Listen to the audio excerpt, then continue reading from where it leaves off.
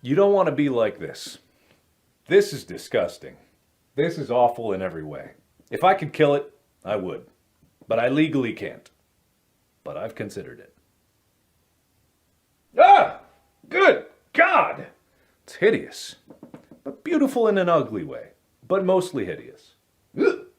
Now the main problem area is up here. All of this going on up here is what's causing me the most physical discomfort. It's like a visceral reaction of discontent coming from this area. This area is not good either. I hate this, but I'm mainly worried about this. Oh, me unis, me like this kind thing. Me dumb unis, no culture, all this, no care, no thought, just this. Me like, dumb unis. I win, every time, because I'm the best. And so are you. Yo, Redhood's current costume is utter shit. A complete dumpster fire, and if you couldn't already tell, I really hate it. Call me strange, but I believe a character's design should tell you something about them. While they certainly tried for the new costume to represent where he was mentally, I just don't think it fits Jason Todd or the story he was in. But I'll get to that in a second. First things first, I'm going to compare Jason's old costume and his new costume so I can better explain why the new one is a dumpster fire. Without further ado, let's talk about classic Red Hood.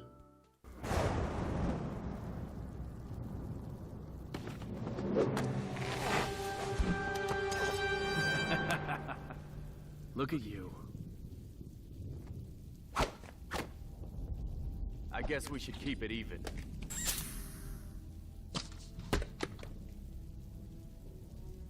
Jason. Yes. Jason Todd, under the pen of Jude Winnick, was a pragmatic anti-hero who believed crime can't be fought, only controlled. Since he is pragmatic to an unsettling degree, Okay, crazy man, this is all very generous. But why in the hell should we listen to you?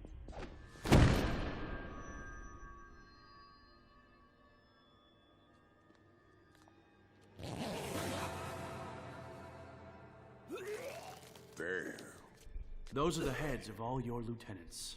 That took me 2 hours. You want to see what I can get done in a whole evening? he doesn't care for typical hero stuff like idealism, ethics, or adhering to the law. He views those ideals as a weakness that can easily be exploited. Jason cares only for what's effective to achieve his goal, bring peace to Gotham, and he will do almost anything for it. He uses fear and intimidation as his main tools to control crime, much like his former mentor Batman. Tell me, what bothers you more? That your greatest failure has returned from the grave? Or that I've become a better Batman than you? You're ruling through intimidation and murder. You're just another criminal. I'm what this city needs! But unlike his former mentor, he doesn't care for inspiring hope, nor does he shy away from killing those who don't fear him or the scum of humanity. Just be happy I only killed one of them. They're all assassins. And what are you? I'm cleaning up Gotham. More than you ever did. You're stealing territory from Black Mask and killing anyone who gets in your way. Black Mask is just a part of the plan. Plan? You're becoming a crime lord. Yes, you can't stop crime. That's what you never understood. I'm controlling it. You want to rule them by fear, but what do you do with the ones who aren't afraid? I'm doing what you won't. I'm taking them out. Let's see how his old costume supported that.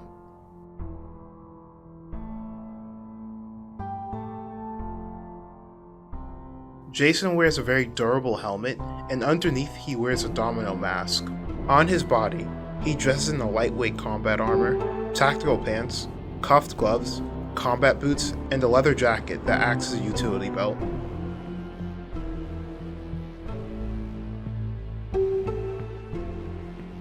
Jason is a very mobile, cunning, and dirty fighter that uses the environment and underhanded tactics to gain the upper hand.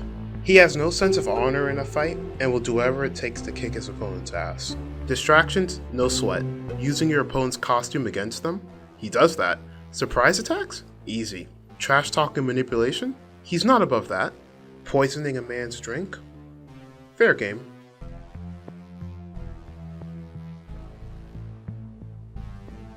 Jason wields a crease dagger given to him by Talia al Ghul, dual pistols, a taser, explosive, and his helmet. You got to talking with Raish, huh? But does it make it easier for you to think that my little dip in his fountain of youth turned me rabid? Or is this just the real me?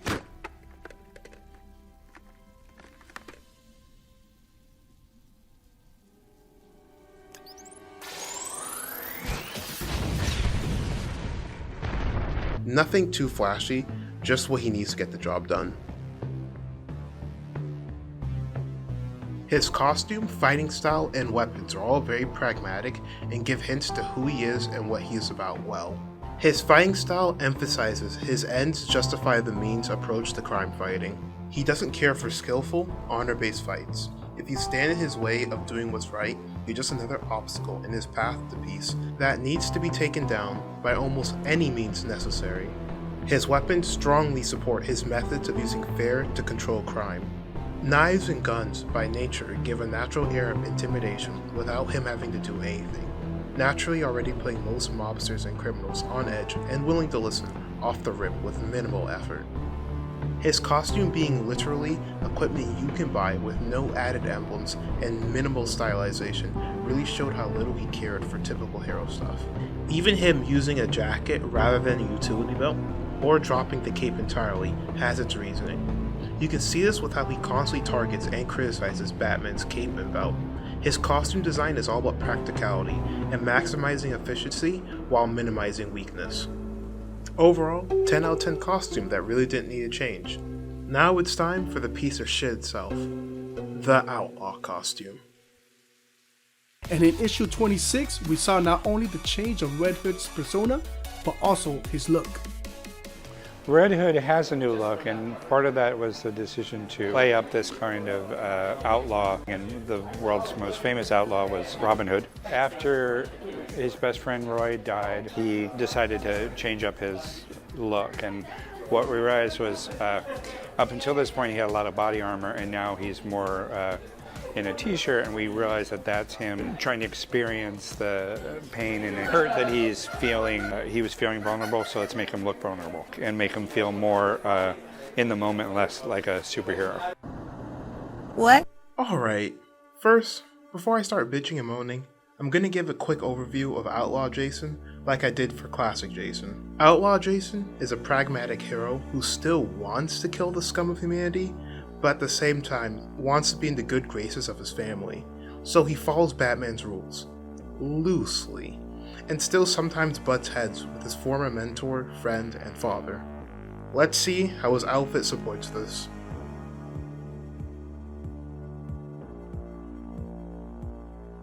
Jason wears a vest with a hoodie that kinda looks like Pied Piper's, funny enough. Underneath, he wears a t-shirt with a new logo, fingerless gloves, and red bandages or wraps that remind me of Sasuke Uchiha's, with combat boots and striped tactical pants.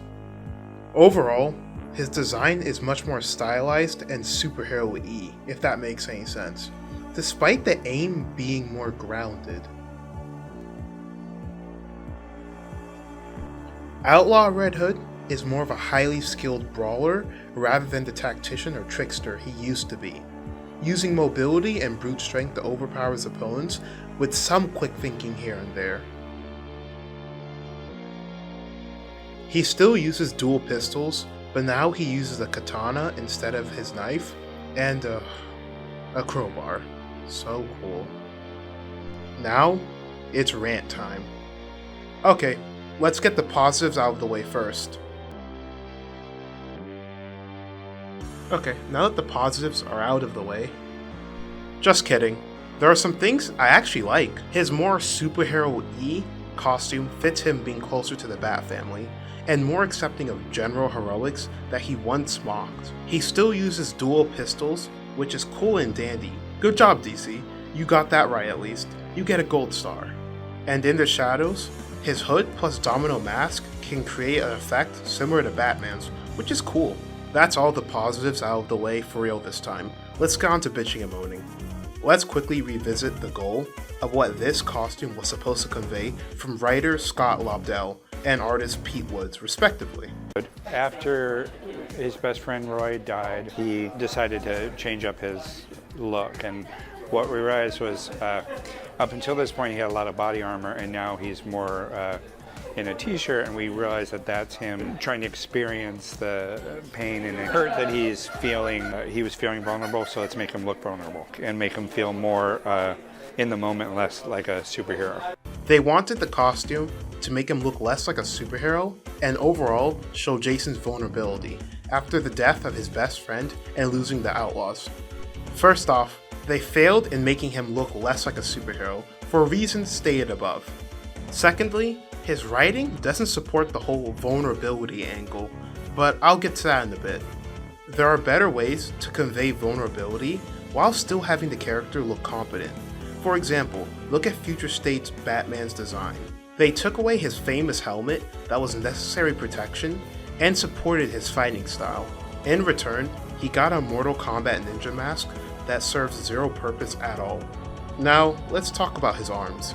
As established before, he wears fingerless gloves, so he leaves his fingerprints everywhere like an idiot. I'm getting serious Drake vibes here, guys. Anyone else? But I won't hold this against them too much, cause characters like Dick, Barbara, and others go out with their hair exposed, and like their hair can fall and stuff, so it's whatever. So at least that can be explained away with some level of suspension of disbelief. Next up, we have the raps. That's all I'm gonna say, because that's all they say about him. He now uses the katana, which links him back to the League or Allcast. Honestly, that's fine, but I still have a minor personal gripe with it. My personal gripe with it is two simple things. First, a katana is kinda Damien's thing, and I'm kinda getting tired of the Bat family slowly losing what made each of the members unique over time, but that's a long rant for another time. Second, his knife is just better.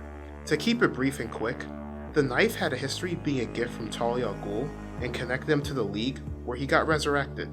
It was easy to conceal and served multiple purposes, complementing his style. Now, the crowbar. God, how do I start?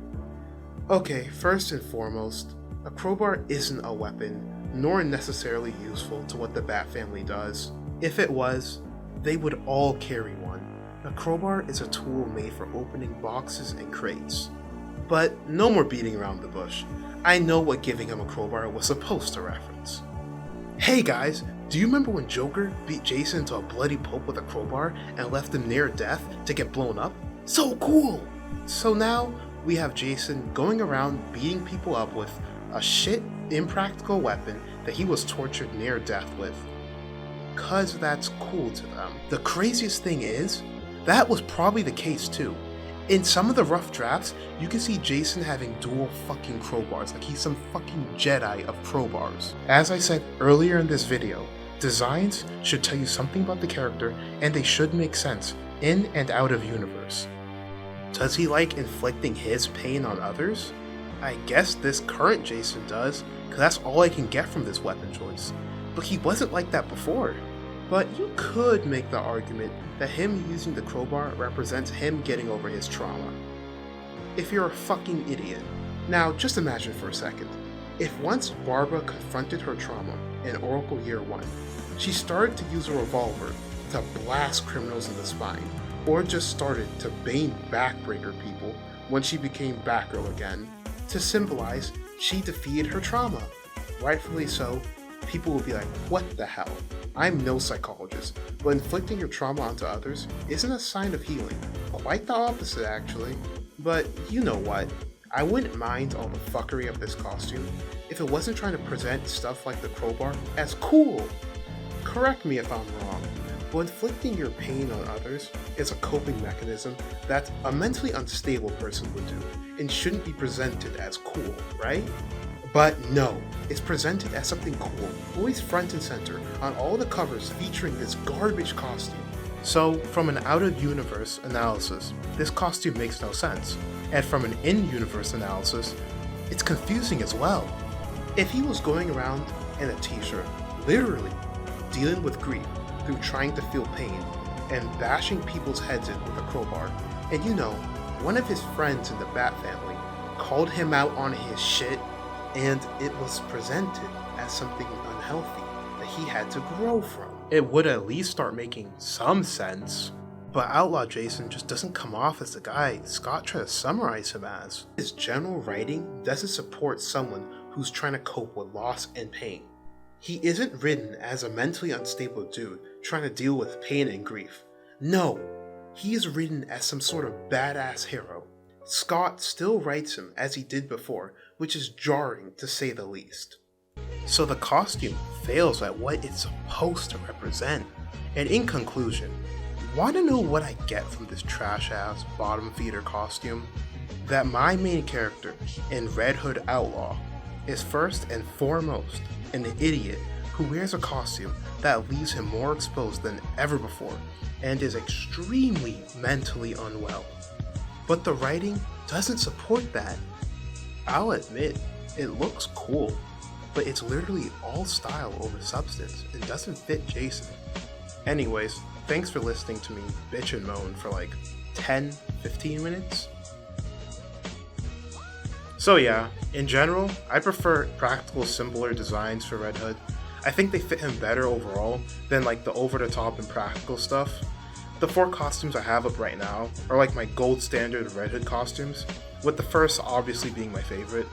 I think if they just got rid of the crowbar, I would still not like the costume, but I wouldn't find it as weird or creepy, you know?